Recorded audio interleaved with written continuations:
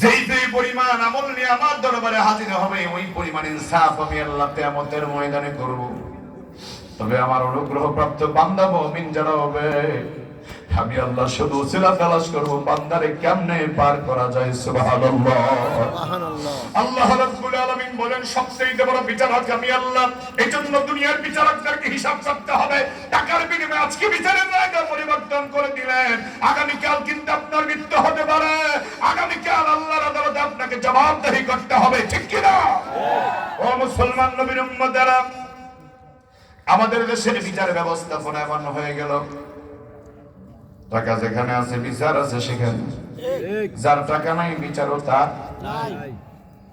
একজন মানুষ আল্লাহর কাছে, একজন মানুষ এক আল্লাহর বান্দা মুসলমানের কবরস্থানে কুকুর মরার পরে কবর দিতেছে কুত্তা, কবরস্থানে কুকুর কবর দিতেছে। তো লোকজন জিজ্ঞেস করে ব্যাপার কি, তুমি মুসলমানের গোরস্থানে কুকুর কবর দিতেছো, ব্যাপারটা বুঝলাম না।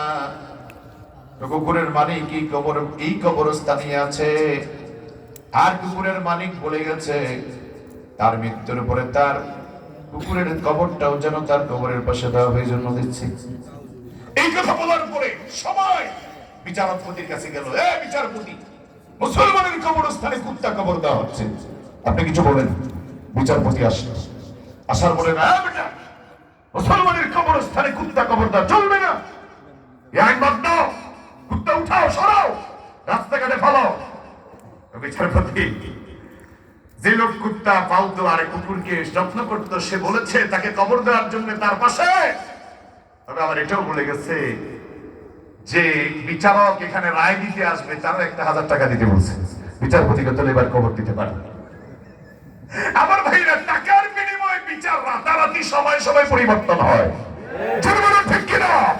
আমার ঘুষখোর বিচারপতি আছে না?